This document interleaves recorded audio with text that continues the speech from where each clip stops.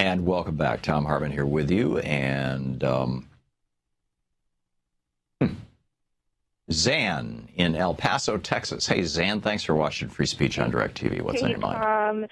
Good morning. I was reading this book. I don't know if you've heard of it. It's called What Would Jefferson Do? Oh, yeah, I wrote it, yeah.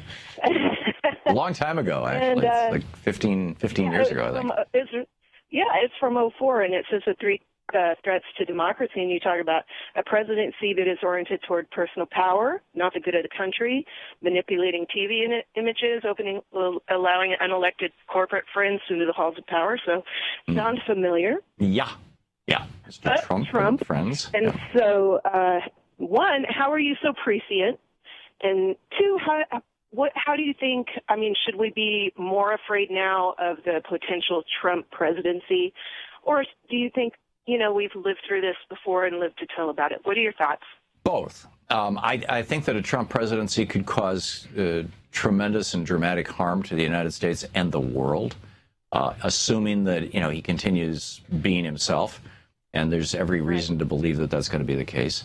In fact, I see no reason not to believe that that's going to be the case. That said, I think that if Trump became president, we would have a Great Depression and a war, and that would reboot the United States as it did in the 1930s. It would reboot the United States as it did in the 1860s. It would reboot the United States as it did in the 1770s. And out of that, frankly, I think Bernie Sanders has planted the seeds now with an entire younger generation for a new deal. And every time we've rebooted, we've gotten a whole lot better. So the kind of historian in me looks at this and thinks, okay, Donald Trump becomes president. I'm not hysterical about that. I don't think it's the end of the world. It just sets things back, particularly with regard to global warming, nuclear proliferation, stuff like that. On the other hand, the human in me looks at this and says any Republican as president means more people are going to die, not just in the United States, but all around the world.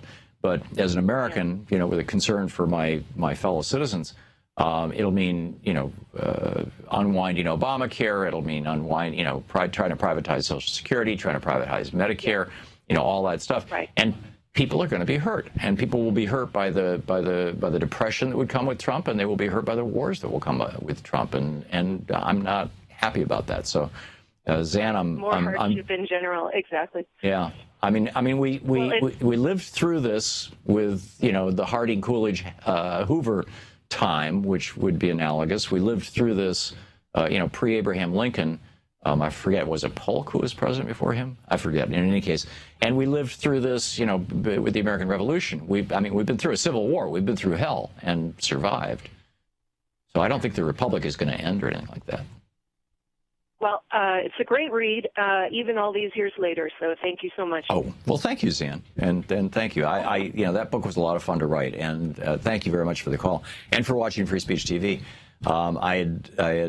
We had sold an ad agency in Atlanta and moved up to Vermont and bought this house with and I found a complete collection of the writings of Thomas Jefferson, a 20-volume set. It's only been published once. It was published in 1909 on the 100th anniversary of his death, or 200th anniversary of his death, or whatever it was, 150, whatever.